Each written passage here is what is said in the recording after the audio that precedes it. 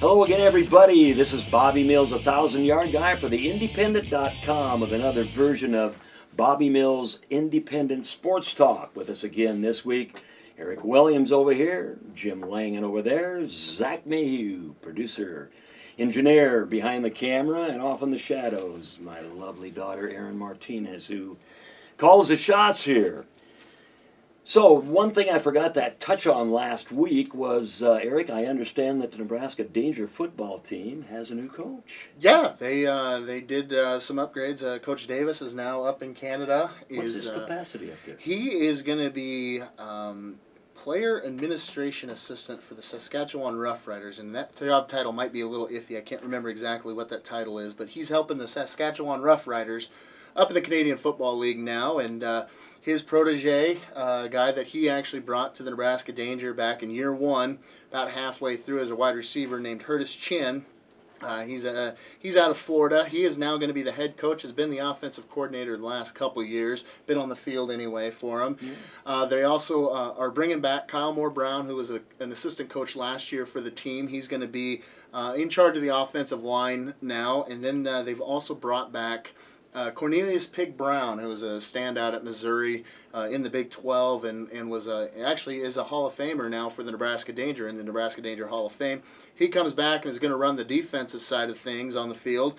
And then they also brought back for defensive line coaching Adrian Davis, who was an Arkansas player back in the SEC days and played every year for the Nebraska Danger up until last year. So some familiar names coming back and helping that program out and try to get them to that next level again and try to get back into that United Bowl. Is that a youth movement? How about that head coach? How old is he? He is, I want to say he's in his mid-30s, but he's been around the game for a long time, been around a lot of championship teams, cool. and he's a great guy to talk to off the field, too. So he'll do a good job. Did a great job of calling the offenses last year, and I think he's going to be a good job as the front man for him. Great. We're excited to see that come together. Before we get it, we're going to do something a little different this week. We're going to talk college football. We've got two experts here, so we're going to cover some of the big games and see what they think about them. But before we do that, I'd like to just give a shout out to someone. I was at a football game last Friday up in Albion, Nebraska, and O'Neill and Boone Central were playing. And one of those fields that are set up, all the, Jimmy, you've seen them, all the bleachers are off on one side, there's nobody on the other, just the team and a few scattered people here and there, so it's kind of lonely once in a while, you're away from all the electricity. And O'Neill put together probably the most perfect game I've ever seen. There's no such thing as perfection, but they won 38-0, short ball game. O'Neill, beat a rated team in Boone Central, but after the game, I packed my stuff up and I was on the way out and I was going to call my report into an Omaha radio station, and it was windy, so I knelt down and I got connected and I looked up and there were several O'Neill players just standing there. So I asked them if they might wait, and I finished my report and I stood up and looked at them and they looked at me and nothing was said. So I broke the ice. And I was impressed. I can't even explain how impressed I was at their well-mannered, well-raised intelligence. I've never had that happen in my life, other than one or two players thanking me for coming. And the strange thing about it is I haven't written a word about that football team all year. And that just demonstrates how they play football as a unit. But I'll never forget that. They didn't have to do that. They didn't have to come down and talk to a broken down old man that's humped over. But that shows what kind of class O'Neill High School, that athletic department, the school, and the city possesses. So I just wanted to give you guys a shout out. You know who you are. Bailey Thompson, Tyler Reagan. You have class. Thank you. All right, gentlemen. We've got a big football game in my mind to start things off. What do either one of you think about Ohio State, Oklahoma? My goodness, Jimmy, you want to start? My gosh. No, I don't want to start on that one. I want Savannah State. Well, I want Savannah State and somebody else, because Savannah State's going to get beat. That's who I want. Wow, we Yeah, could go you give Penn me- State Temple, you know. Yeah. No, I'll tell you what. Ugh. What's interesting about a couple things is the people that like to wager on these things. I have a definite opinion. You don't know any of these. Yeah, I don't, probably not. But you ought to go check some of my contests, see how I'm doing, bud. Yeah. But anyway, basically, what I'm trying to say is somebody that has covered the point spread quite a few weeks in a row. A lot of times, in Ohio State is tied first in the nation in turnover margin. You know who they're tied with? The University of Nebraska. How about that? And because of that, you may not be as good as you really are because you're getting those advantages in the turnover department. It's kind of like returning punts for touchdowns. And, Yep. you know, you're not really moving the ball. You're getting some breaks when you're scoring. And you look at Nebraska, I mean, they kind of caught a break on that backward pass, and they get the ball at the 1 yard line. They can run an interception. A guy hits it wasn't like a defensive back broke in there and intercepted it. The ball hit a guy in the hands and it bounces in the air and he runs it back for a touchdown. Yep. So my point is that sometimes, you know, because of those things, you may not be as good as you really are. In Oklahoma, let's look at their schedule. They got beat by Clemson, the last game of the year.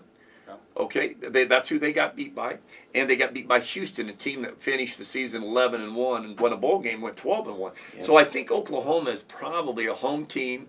They're an underdog. And because Ohio State's favored by 1.5, you got to be real careful. I think Oklahoma's been waiting for this game, just like Houston was waiting for their game. And I'm not talking about just taking a guess here. The public is all over Ohio State. The True public is betting it. And in Vegas, think about this. They already know, Vegas does, that Alabama's the best team in the nation. Ohio State's very good. So when you go down there with your billfold and you get on that plane and get on the Legion airline, they know which way you're going already. Yeah. You're going to play the best team. You don't want Mississippi plus the 9. Oh, no. You don't want to take Central Michigan plus the 21. You don't want to play these big-time names. You like to play those things. So you got to be real careful. Ohio State's covered the point spread quite a few weeks in a row. You got to be careful in this game. They lost a lot of really good players. So I have a tendency to think that Oklahoma will win that game. I'm kind of with you on that, not necessarily on the Vegas side here, but what I'm looking at is Oklahoma lost to a good team in Houston, okay? And you look at the rest of their schedule, and they really don't have that statement game left on that schedule that Ohio State, you know, they always talk about it's hard to lose one game, but nowadays with that playoff, you can lose one early on as long as you continue to win the rest of the year. I think Oklahoma's going to play desperate in that game at home in Norman against an Ohio State team, which, like you said, hasn't been contested yet this season, and they haven't gotten some of those new guys into pressure situations. So I think Oklahoma playing Houston already and being in one of those tough games coming up there, and again, a must-win situation, I think, for the Sooners in Norman. I like Oklahoma, too. Does Oklahoma lack? I see a lack of a rushing game. Is that any kind of a concern at all? Maybe it just happened in Houston. Maybe, you know, they wanted to throw the ball all the time. And I think, you know, I can see. I think that rushing game is going to come around. I Do you? believe, Okay. yeah. You know, Always has. they've got a great quarterback. They've got a great coaching staff that can put them into spots, and I really do think that's going to balance out throughout this season. Might be a little more pass happy against Ohio State just because of that defensive line that the Buckeyes have, but I think eventually they're going to balance out throughout this season. Home field advantage any more meaning any more to Oklahoma than it does to Nebraska, possibly? Yeah, I'm not for sure on this. Here's the one thing you got to remember is Ohio State. I think, you know, they won the national championship 2 years ago. They were the favorite last year, and you know, they got beat by Michigan State, or they'd have been in the Final Four. That was a tough loss to them, losing to Michigan State. Alabama beat Michigan State 38-0. You know, we understand they probably should not have been there. They represented the Big Ten.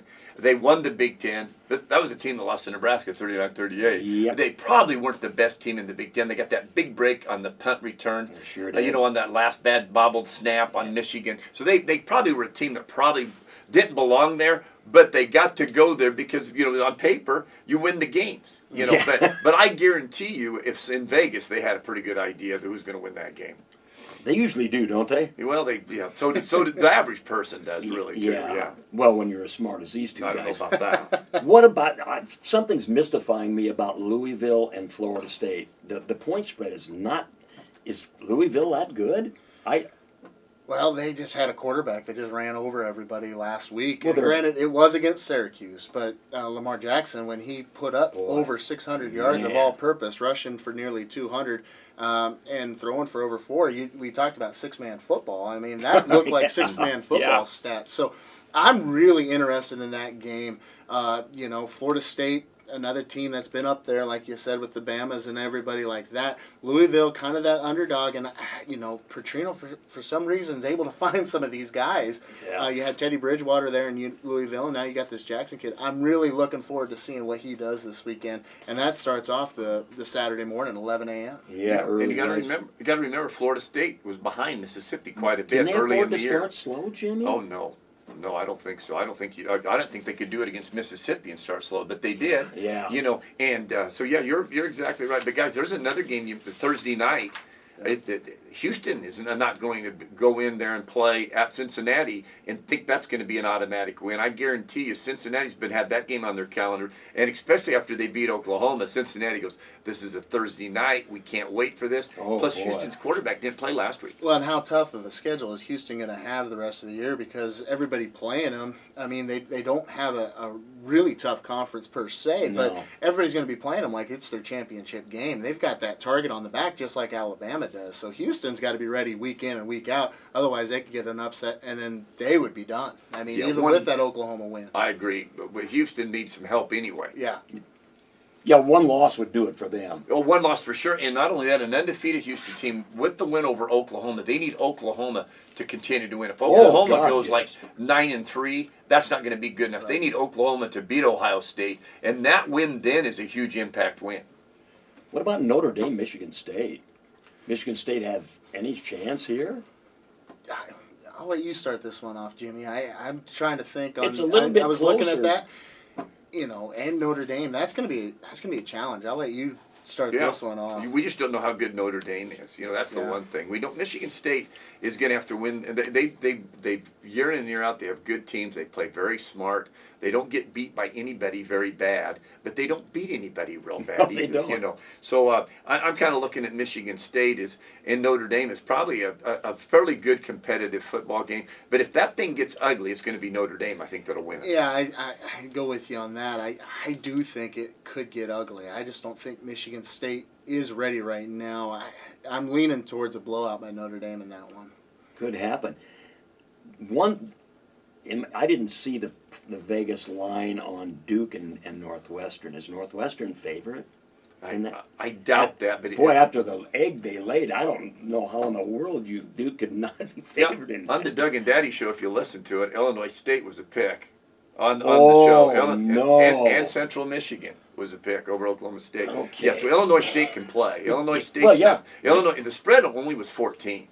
I mean, the spread at 14, when you look at something like that, you'd think it'd be like a 28 or 30. The game's, I'll talk real fast, but No Grambling problem. was a 56-point underdog.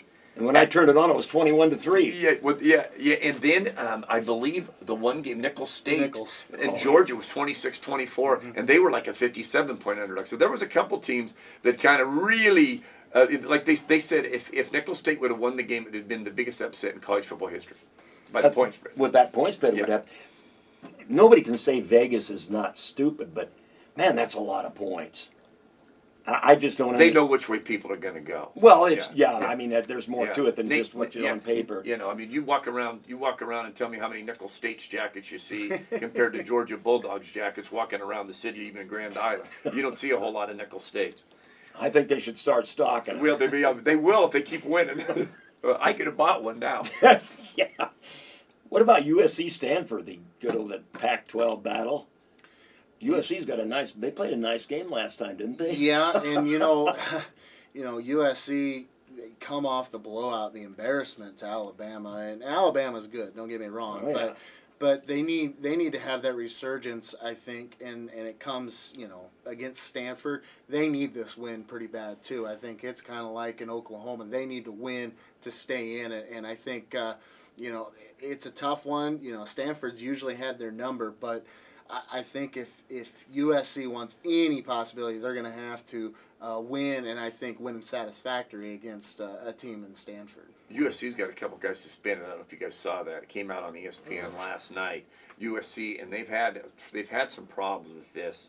Suspended some players, so the discipline's been a problem at USC. And one reason it has is because you've had a lot of different head coaches in the last past. Well, you had a Steve Sarkisian who was very tough in controlling himself too. Right. So I mean, that's the guy that was bringing him in. And there's a couple programs I think when Pete Carroll was at USC, that program has not been back where it's where it's tried to be. I think Nebraska's a program like that after Tom Osborne left.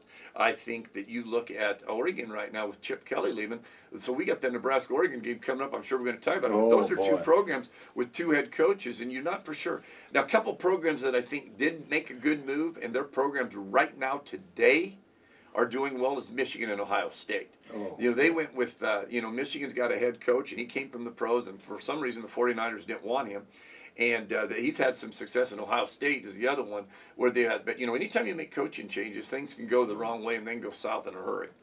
And sometimes it takes a long time if the guy stays there to get things right. So another Texas at California. That game mystifies me also because the points that I see, Texas is not favored by that much. Didn't they look decent last time out? Is California that kind of a good football team? I think travel's probably a factor in this.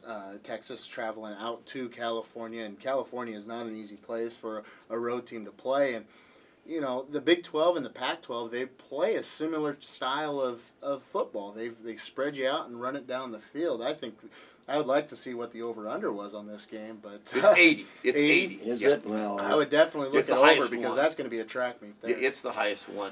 You're no doubt. You hit one thing on the head. Last year, I think that game. You'd have to look it up. Somebody could maybe, but I think it ended up 35-34. I think Texas scored late. They missed the extra point. So California won the You're game, right, yeah. and they missed that extra point, and everybody's going, whoa, because they scored extremely late. It looked like the game was going to go into overtime. They were jumping up and down and cheering and going wild because California had a huge lead, and Texas right. came back and cut it to one. I'm glad I remember that. You got to be impressed. This is that is. I do remember that, and I I got a wouldn't weird unless you memory. would I have got a mentioned weird something. memory. I can't remember any of the assignments in school, but I could always remember the score of a game. I'm Bobby Mills. Yeah. This is Eric. I got those two guys. What about BYU and UCLA, the initial bowl?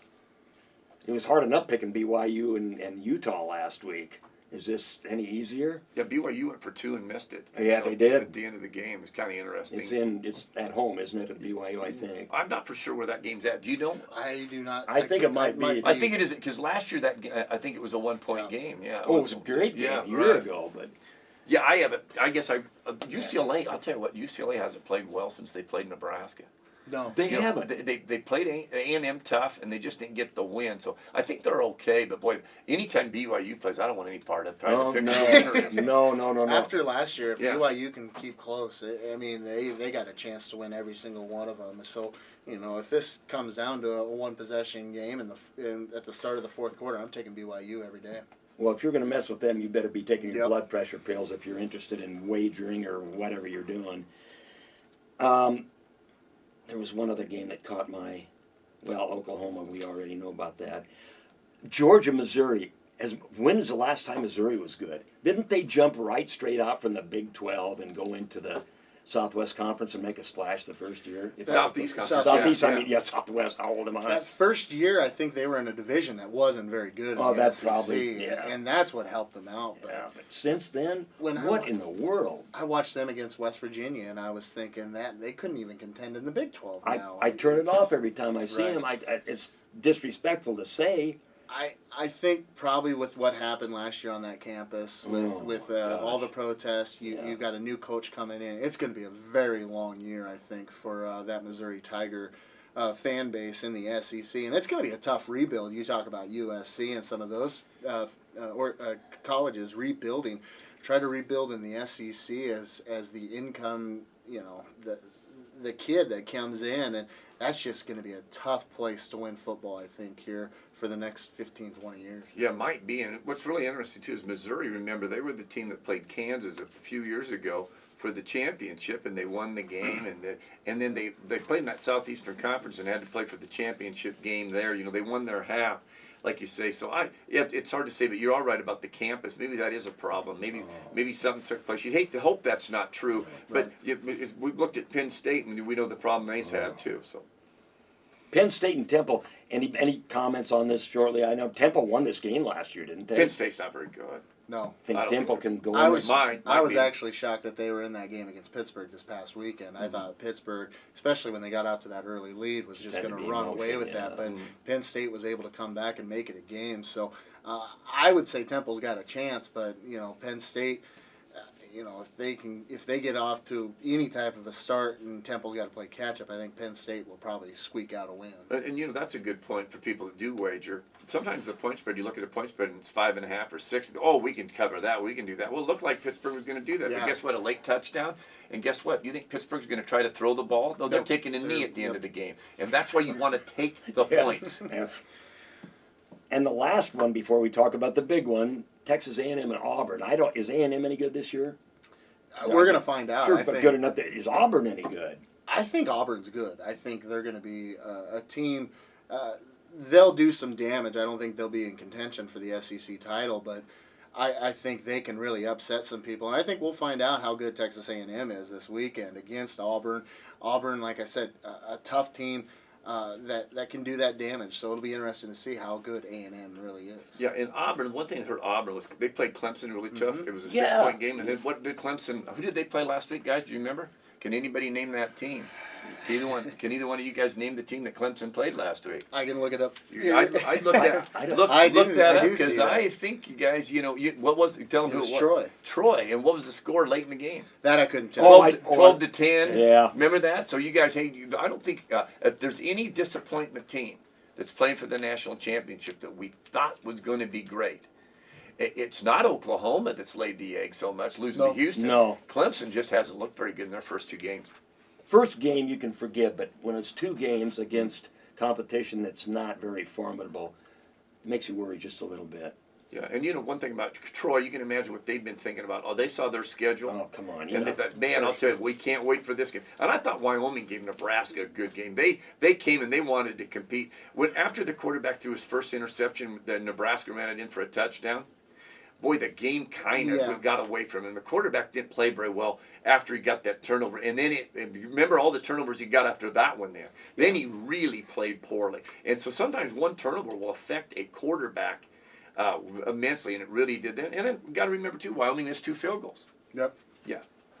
How about that game? I want to give a shout out to Johanna Gaffon, former GICC. He played well in the first game and played well in the Nebraska game. That had to be a big thrill to him coming back and playing at Memorial Stadium, as many have. Yeah, Not- a lot of kids that not wearing red. Well, a lot of kids that did not get offered a scholarship and go to Wyoming and they get a scholarship, they come back to Lincoln and they go, hey, guess what? They can't wait to play this game. This means a lot to them. Tulsa when they play Oklahoma, the same type same thing. deal, And those in-state rivals can be kind of tough at times. I tell you what, I'm glad that we had that pairing, the home and home with Wyoming these past 2 years instead of the upcoming 2 years, because I think Craig Bull is doing a great job of turning that culture around in Wyoming. I think here in a couple of years, if they had this game 2 years from now, I don't know if I'd say we win that one, because I think they would have a better team and they could possibly come in here and do it. Right, and that's one reason I took Illinois State last week over Northwestern. Northwestern located in Chicago. Where's Illinois Stadium? I'm pretty sure it's in Oh, Illinois. I think you're right on that one. Yeah. But how much damage is Coach Bowl doing here by the recruits? I mean, we got Engelhoff from Norfolk Catholic to change his mind. That would have been a big loss in my opinion. How much other damage has he done, or is he doing? Yeah, Are we letting guys go to Wyoming we shouldn't? I don't think so. Okay. I mean, I'd like to say that maybe you might miss a player or two. You don't know until they go to the NFL sometimes. Yeah. I don't think we're missing anybody right now. And the reason I say that is, Wyoming is not 8-4, 9-3. If they were that and Nebraska was sitting there at 3-9, you'd be going, hold it, what's going on here? We better watch out what's going on. Compared to like Creighton and Nebraska in basketball, I think maybe Nebraska's losing some players to Creighton in basketball. And I think Craig Bull is a recruiter that really, he looks outside of the box. He's not looking for that 4 or 5 star athlete to come to Wyoming. He's looking for guys, and I'll just give you an example. North Dakota State, when he got Carson Wentz, who was the 2nd overall draft pick, he got him off a basketball court. and said, "You're gonna him and another guy. And I can't remember who it is. Both of them, I think, are in the NFL now. One's gonna be a quarterback, one's gonna be a tight end. You guys decide." And that's how he was able to get recruits. So maybe not necessarily in the football aspect, but he's making an impact, I think, here in the state of Nebraska of just getting athletes to go to Wyoming and play football there. And I thought you made a great point. Something else that's just a quick thought is look at Nebraska volleyball, how good they are. Well, they're really good, and we get a lot of players from the Nebraska area. Well, because they're so good, UNK gets the next group, Wayne State gets some, Hastings College gets some, and they're all good. They're all good. They're all good. Yep. But in Nebraska football, remember, we're not that far removed from a 5-7 season. No. You know, and because of that, UNK then, when they get some of the kids, and it's an opportunity. Some kids would rather walk on at Nebraska and maybe not play much than go to UNK and play. So it's kind of absolutely. and that's not true with all things. But because Nebraska's not 11-0 like they used to be all the Right. time, it kind of affects the UNK, you know, and Right. the success that they have in the MIAA. And you look at the age of the kids you're recruiting now at the Nebraska, none of them were around when the national championships happened. Oh, So no. they've seen a lot of mediocre Nebraska football over their lifetimes. So you got that as a factor in as well. Do you know a school that I think has robbed us of some good athletes that's right over the border and playing in the same conference we're playing in? Iowa. Yeah, good point. Just ask Yep. Fred Petito at Millard North. Well, How ask- many of his boys have gone over and played for the Hawkeyes? Ask, Well, in North ask Dakota anybody State. from Gildner. Yeah. Anybody from Gildner? Yeah. Yeah, Iowa has taken some players. There's no doubt that Iowa has grabbed some players that has helped their program that Nebraska could have taken. And Larry Station was one way back when. You know, Jeez. there's been some players. But, you know, here's the thing of it is there was a time when a freshman could go to Iowa and play right away. Oh, absolutely. And at Nebraska, you might have to wait 2 or 3 years. That's not where we're at anymore with the programs. You know, with the programs now, to say Nebraska's even with Iowa, we'd like to think so. But right now, we might have to look at that a little bit. We're not far away, No. you know, but we're very close. It's not like Nebraska's by far the best program. Can you tell me something, and I might be wrong about this. As far as an in-state recruiter, why does Nebraska not have somebody that knows this state as an in-state recruiter? I think I think we do now, John Perella. I think we took Yeah. care is of that. that him? I Is think he so. doing it? I think he's gonna. Well, I would say somebody has to. What does a guy from Oregon State know about somebody up in? Right. I don't know. But I think when you're looking at where you want to be in Nebraska with the Nebraska program, you want to be up in that top 25. Absolutely. And as far as recruitment goes, how many in-state players would be put on scholarship? I think to be a top 25 guy. I mean, they really love that walk-on program. I think for that reason, because the talent-wise, as far as trying to be a top 25 team, I don't think there's a whole lot here in this state in that situation. There's not the 5-star athletes. There's quite a few 3-stars, but Yep. as far as 4 stars, 5 stars, you're wanting to put more of the focus probably down in Texas, California, Florida, things like that, to where you're probably not looking so much as a recruiter in town as much as you are these high school coaches coming to you, and having that relationship. And I think that's one thing Tom Osborne had, was a relationship with all the high school coaches around the state Yep. that would bring them to him instead of us having to go out and knock on doors and find them Well, ourselves. and let's be honest about this. Gil Sayers went to Kansas back in the 60s. Yeah. And seemed to have a fairly good career in the NFL. Scott Frost went to Stanford. Yeah. Then It didn't work out very well. Came back to Nebraska, and it turned out really well for him because of the option offense and the way but he got a lot of boos, if you remember. Oh, Let's yeah. be honest about Yeah. that. Yep. He was getting booed in the stadium. that And 96 year was very tough. well, the 19-0 Arizona State game, and the 2 safeties. I mean, every player sometimes has some things that Yeah. doesn't go well. So, when you stay with them, you don't want to make quick changes. You don't have that huge overreaction, and that's one thing Tom Osborne used to do. And let's remember, we had a Heisman Trophy winner that went home for a day when Frank Solich was coaching. at Millard, and then he came back, and then all of a sudden they were taking turns playing quarterback, and finally they go, well, I'll go to wing back. I mean, the head coach got to make that decision. Now, last time I knew, the players don't go, well, I'll go wing back. I don't think you so. play quarterback. I mean, did they do that in the huddle now? And they didn't just do take it at turns? SEM Yeah, and no. for Jimmy Lang, I can tell you that right now. And that's about equal for Nebraska. Yeah. So now the big one, and it's I can't figure it out. I'll tell you what, I could look at this game all day and I couldn't figure out who I want to pick. Shouldn't our head coach pretty well know Oregon? Well, vice versa. I mean, yeah, well, too, yeah. I'll let you start this one out. Well, this Well, is Chip Kelly's not coaching anymore. No, No. he's not. And Tom Bosburn, Bo Pelini, Frank Solich isn't coaching anymore. You got two different guys coaching. Both programs are headed the wrong direction a little bit. And what we want to, after Nebraska won the UCLA game, it was a tremendous win for Nebraska. It got the 5-7 season kind of the taste out of their mouth. They did realize they lost a lot of close games. Oregon has been in the Final Four lately. They've been a national prominent. They lost their head coach to the NFL. The new man has come in. They've had some close games. They've lost some close games to some big-time people. The problem with Nebraska is we cannot stop the run against Wisconsin. A guy runs for 400 yards. We look at some of the Ohio State games. This has not happened to Oregon. Oregon has lost. They did get beat by Utah pretty good. That was the only game they've ever really kind of let get away from. They were at 31-0 last year in the bowl game and got beat 38-31. Oregon's a bizarre team, but they're 117th in the nation last year defensively. The reason they played in a conference where people can score. Oh, good Lord. And I'm afraid that Nebraska could win this game, but they are not going to win it scoring 38 points. They are going to have to score a tremendous amount of points. Oregon's got a running back that's averaging 9.7 yards per carry, 14 yards per carry in the second half. Now, they haven't played two good teams, but let's be honest. Was Fresno and Wyoming good teams? No. Well, no. The thing that worries me about Oregon is the fact that they run a kind of a precision offense that takes a little while to get started. Will they get started Saturday? That's my worry. It's a timing thing, you know that.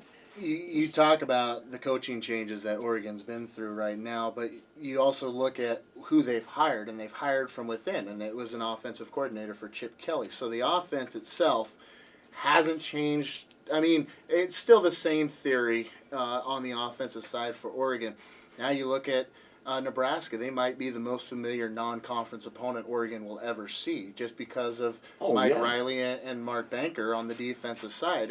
And Mark Banker's had a good, I mean, he knows what Oregon's going to do. He knows his talent, and I think he's got better talent than he ever did at Oregon State, too, on the defensive side of the football. So as far as what Oregon does good, they might have some matchups that might be better than Nebraska can give them. But I think defensively, Banker could put him in the best possibility, and you know, you talk about the 38 points. I would tend to agree with you, but I wouldn't be shocked if he holds them to under 35 in that game, just because he's familiar with that Oregon offense. So I think Nebraska is going to either win a close game or get blown out in this one. But what number would you say Oregon is guaranteed to score? How many points? Because with Wyoming and Fresno. Wyoming and Fresno, I would say the answer was 0. The guaranteed, Wyoming maybe 0, and Fresno 0. They might have got a shutout. They could look into that and go, you know what, they may not score on us. We might play good enough that 0's the number. What number would it be with Oregon? And the thing I like, Nebraska did beat Michigan State 39-38, so they can win a high-scoring game. Yeah. But they also played a 2-10 Purdue team that scored 52. You would have to bring that up. Also had an inexperienced quarterback in at that time, too, that hadn't played a college game. I would say, my honest opinion would be 30. I think 30 would be the number that I could guarantee Oregon probably scoring. So, and then what's the window at the other end? what's the... What do you mean? How much you're Nebraska? not- 63? I mean, because Wisconsin, there's been some 70s, when we played some people. But Could they get again, that many or not? Not at home, maybe, not in Lincoln. I don't think so. Good and deal. I think our defense. I think our defense is better than we played with Bell in Wisconsin.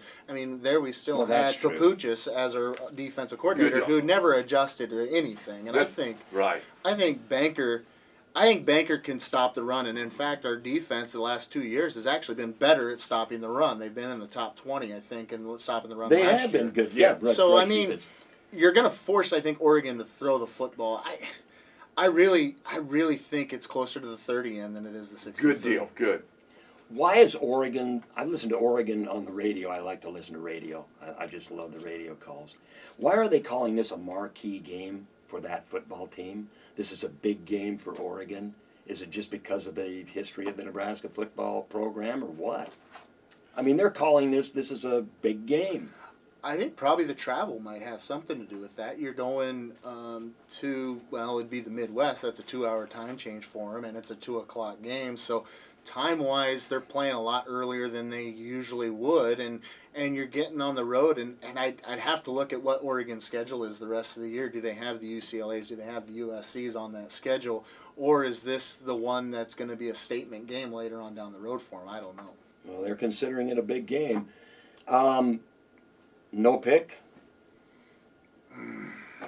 It's a tough one. You can pass on that. Zach, behind I'll the go- camera, you nod if you think Nebraska's going to win. Okay, you're off the hook. He thinks they are, though. I'll go Nebraska just because it's in Lincoln.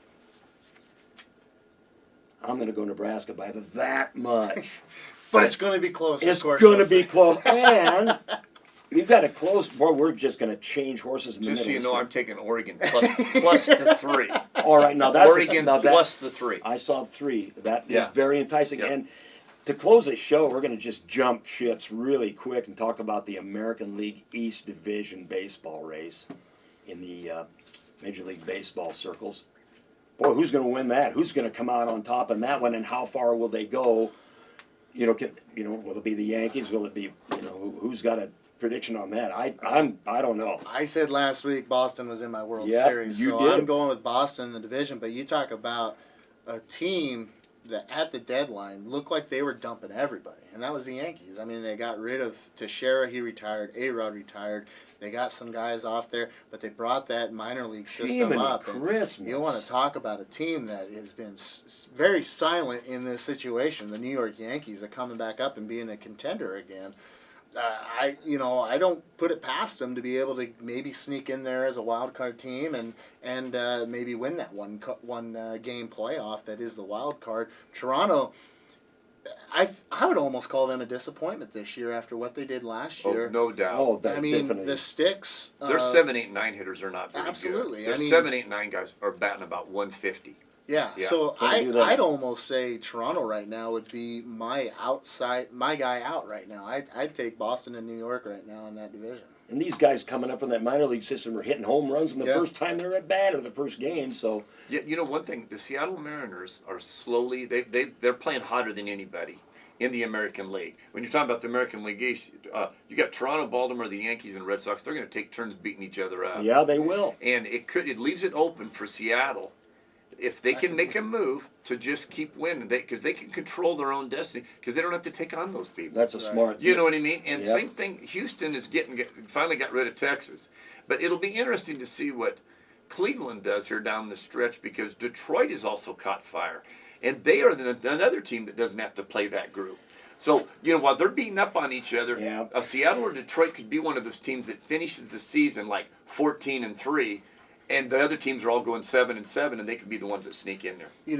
I will say, I think the wild card's been 2 teams for about 3 years now, and the year prior to that was maybe the most unbelievable wild card push right there at the end of the year. You had about 3 different games all playing a factor, but I tell you what, the double wild card teams might be the best thing baseball's done for a Great long move. time. It because, really was. I mean, you've kept so many more teams in the postseason hunt Yeah. later on in the year, and I think it was a tremendous move. This year, it could be the first year where they're going to have a playoff game for a wild card. Oh, my gosh. And it could be numerous teams because Yep. they're all in there. Mhm. I've never seen. And I'm talking about in the National League. There's just 3 teams playing for that wild card. Yeah. Basically, I mean, you got the Dodgers that are playing for the wild card. You got the Mets and the St. Louis Cardinals, I believe. Yep.